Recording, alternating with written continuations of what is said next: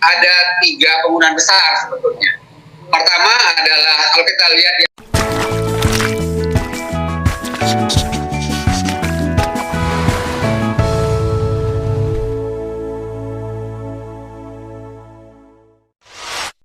untuk semua para narasumber dan tentunya kepada Pak Raden dan tim di BPKP yang sudah memberikan inisiasi acara ini, acara yang sangat penting, workshop nasional ini terkait dengan pengelolaan pembangunan di desa. Saya kira ini topik yang sangat strategis dan memang perlu kita semua memahami bagaimana seharusnya kita mengelola dana anggaran di desa dan untuk mendukung pembangunan secara nasional.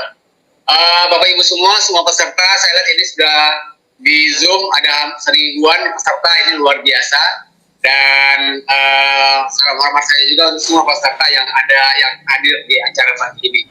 Bapak Ibu semua, mungkin saya mencoba tidak mengulangi dari tadi beberapa poin yang sudah disampaikan oleh para narasumber sebelumnya. Nah, tapi saya kira ada hal-hal yang perlu menjadi perhatian kita khusus di tahun depan, di tahun 2023.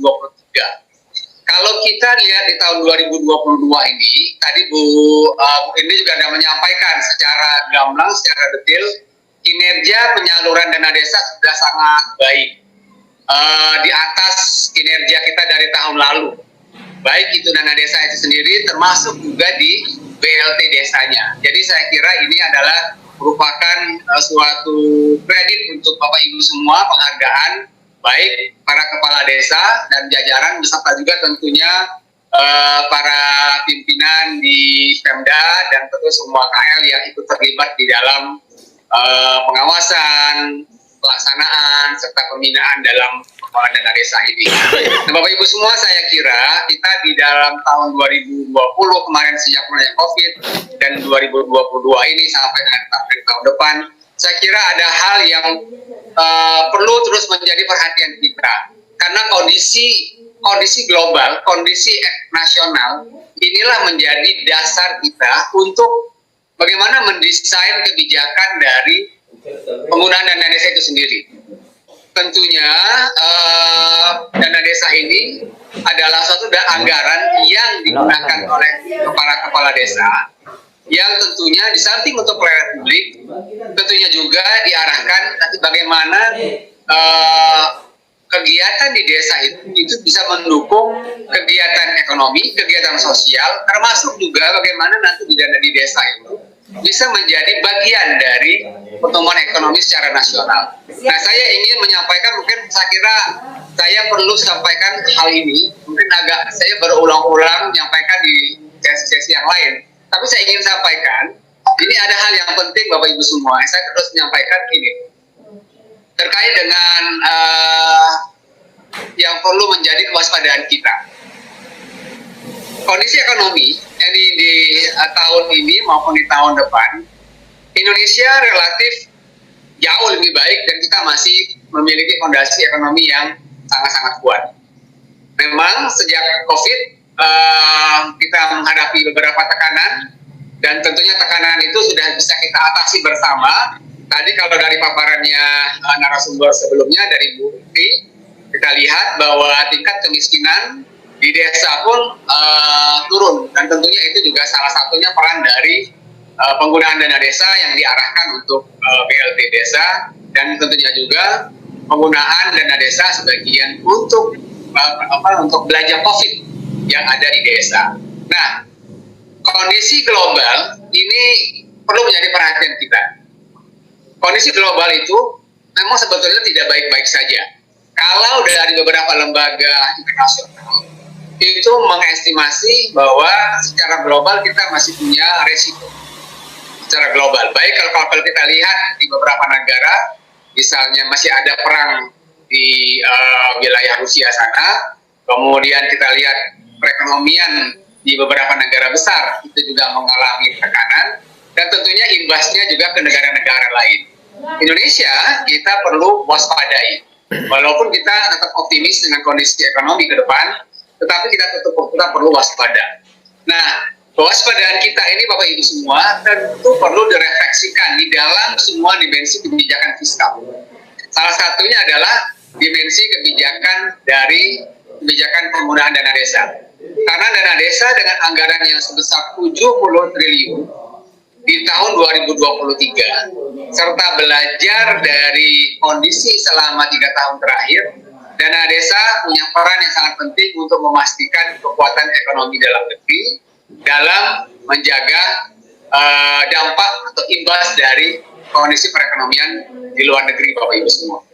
Nah inilah saya kira kondisi ini melatar belakangi mengapa ada penajaman dari penggunaan dana desa. Saya ingin langsung fokus ke penggunaan dana desa Bapak Ibu semua di 2023. Kalau 2022 nanti saya akan sambungkan ke 2023 apa tantangannya.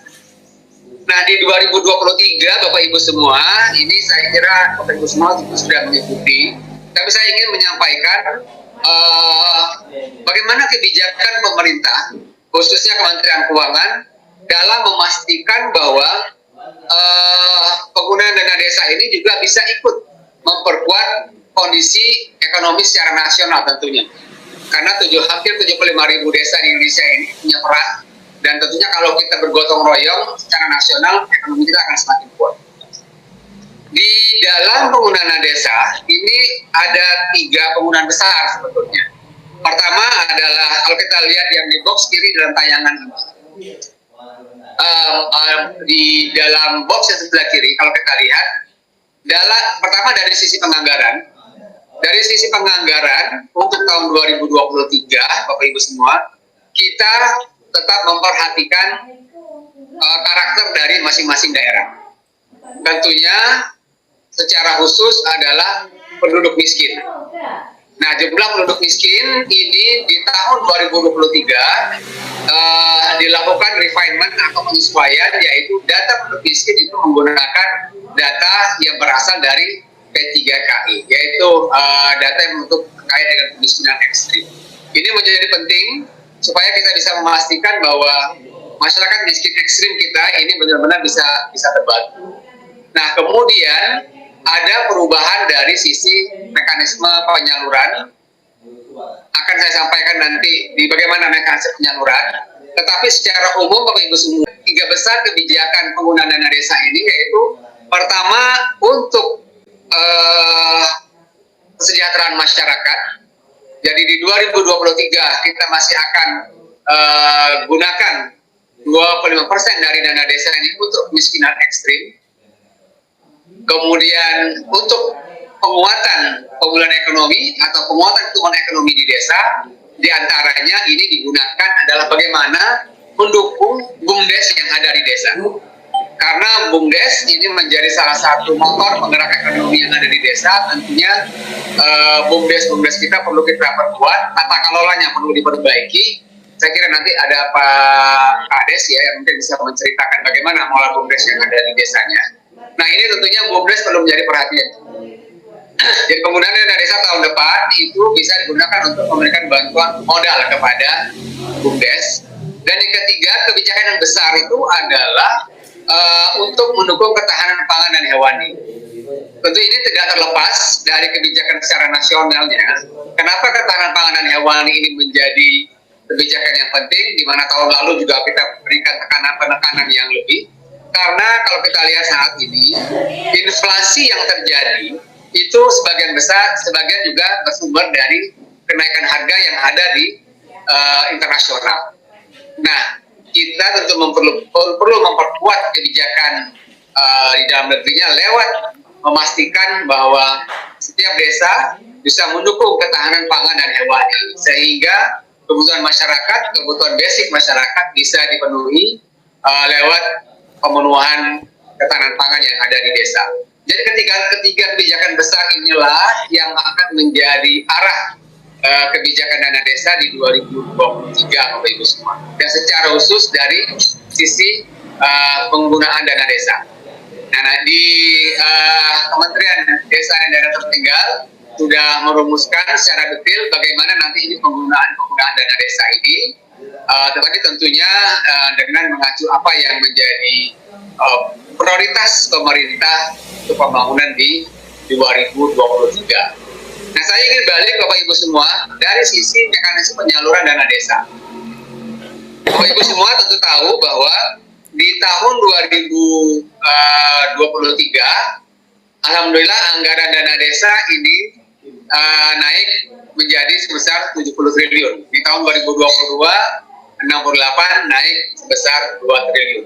Nah, tentunya Bapak Ibu semua, tadi banyak concern juga sudah disampaikan baik oleh Pak Deputi, Pak Raden, dan tadi Bu Indri juga sudah menyampaikan bahwa kita perlu benar-benar memastikan hasil dari penggunaan dana desa ini benar-benar sangat bermanfaat dirasakan oleh masyarakat di desa. Banyak tentunya caranya, tadi juga baik itu dari sisi pengawasan yang perlu diperkuat, dari sisi koordinasi kebijakan yang perlu kita sama-sama rumuskan, kemudian dari sisi keterlibatan masyarakat dalam penggunaan dana desa. Tentunya banyak dimensinya.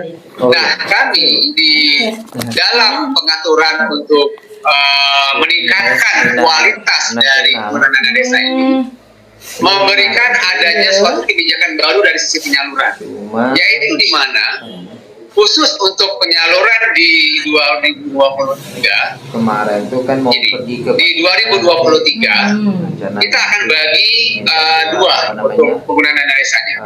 Yang 68 triliun dari 70 tadi itu akan dialokasikan seperti biasa. Kita coba dulu, Bu. Jadi dialokasikan kepada seluruh desa yang sudah termasuk kita di dalam desa yang berhak mendapatkan dana desa dengan tetap menggunakan formula yang sudah ada, dan di dalamnya ada alokasi kinerja. Bapak Ibu semua, kalau kita lihat di sini, ini yang bulan ketiga alokasi kinerja dan alokasi formula yang sudah ada di formula sebelumnya.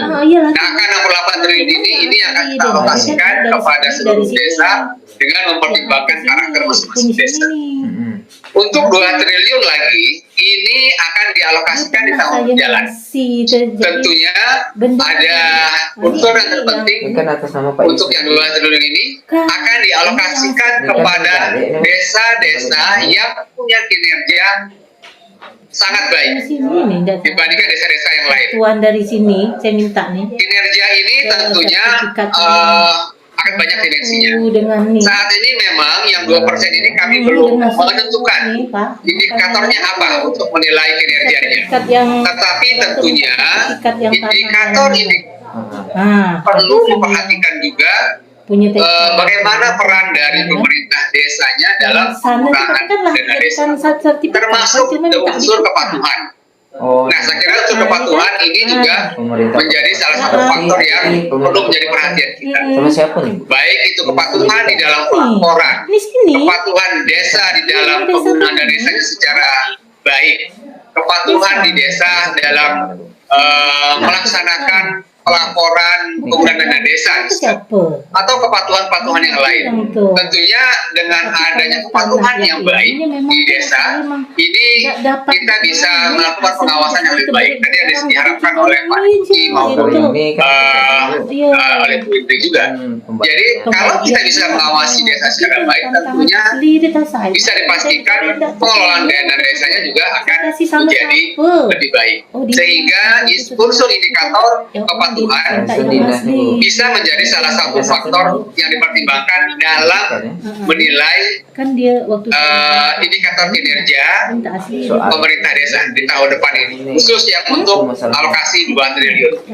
Jadi Bapak Ibu semua, dengan adanya angka yang 2 triliun ini akan dialokasikan kepada desa-desa yang punya kinerja yang sangat baik. Jadi kami mungkin akan segera keluarkan peraturan Menteri Keuangannya terkait dengan yang 2 triliun ini, apa indikatornya, dan tentunya nanti kami akan sampaikan kalau ini sudah selesai dirumuskan. Tetapi saya kira ini menjadi sangat penting adalah bagaimana bisa nanti mendorong pemerintah di desa, Bapak Ibu semua sebagai pimpinan di desa, terus memperbaiki kinerja pengelolaan anggaran di desanya. Tentunya dengan adanya insentif seperti ini, mudah-mudahan ini bisa menjadi pendorong untuk terus meningkatkan kualitas pengelolaan dana desa di desa masing-masing, Bapak Ibu semua. Kalau bisa orang dinas. Nah, saya kira ini Bapak Ibu semua terkait dengan insentif, ini juga sebetulnya sudah dilakukan di beberapa tempat. Saya kira di beberapa Pemda juga sudah melakukan kebijakan insentif kepada desa-desanya yang di dalam kabupaten atau kotanya masing-masing. Nah, kami di pemerintah juga melakukan kebijakan yang hampir sama dengan memberikan insentif kepada desa-desa walaupun pada tingkatnya nasional. Jadi Bapak Ibu semua, saya kira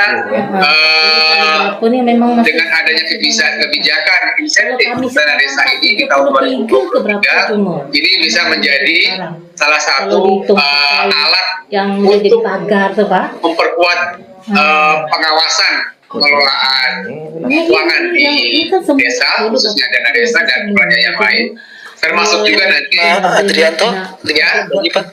Oke. Dan tentunya nanti kita bisa pastikan bahwa kebijakan dana desa yang lain kita pastikan akan terus inline dengan apa yang menjadi kebijakan yang di KL yang lain, baik itu di Kemendagri, baik di Kementerian Desa dan Daerah Tertinggal, dan tentunya kebijakan-kebijakan yang lain termasuk di Bappenas. Dan satu hal Bapak Ibu semua, jangan lupa bahwa pemerintah sudah mulai akan sedang melaksanakan Reksostek, yaitu registrasi sosial data sosial ekonomi. Tentunya di dana desa juga, di desa juga punya peran penting dalam pelaksanaan Reksostek ini. Nah, satu hal yang juga perlu menjadi perhatian Bapak Ibu semua adalah masih terkait dengan kepatuhan tadi, adalah kewajiban pembayaran pajak ya Pak dari pengguna desa yang ada di desa. Kami tadi saya antar undangan. Kalau Bapak Ibu semua, dan saya juga mengimbau kepada para pimpinan di DPRD di masing-masing daerah agar ikut bersama-sama memantau pembayaran pajak dari penggunaan dana desa. Ini menjadi penting Bapak Ibu semua karena kepatuhan juga di dalam melakukan pembayaran dana pajak lewat dana desa yang digunakan. Ini merupakan indikator penting di dalam tata kelola penggunaan dana desa itu sendiri. Jadi Bapak Ibu semua, tentunya saya kira ada kebijakan besar yang ingin saya sampaikan tadi. Pemerintah pusat ingin terus mencoba meningkatkan kinerja pengelolaan dana desa dan pengelolaan belanja di APBDes melalui mendorong peningkatan kinerja pengelolaan keuangan oleh pemerintah desa. Di antaranya dengan memberikan insentif untuk desa-desa yang punya kinerja terbaik dibandingkan desa-desa yang lain. Saya kira itu Bapak Ibu semua gambaran kebijakan besar dari dana desa di tahun 2023. Dan tentunya sekali lagi saya ingin menekankan bahwa semua kebijakan ini akan inline dengan apa yang menjadi prioritas pemerintah pusat di dalam mendorong perekonomian secara nasional. Saya kira demikian yang bisa saya sampaikan. Terima kasih banyak Bapak Ibu semua, dan nanti kita bisa diskusi lebih dalam pada saat saya menjawab. Demikian dari saya, terima kasih. Assalamualaikum.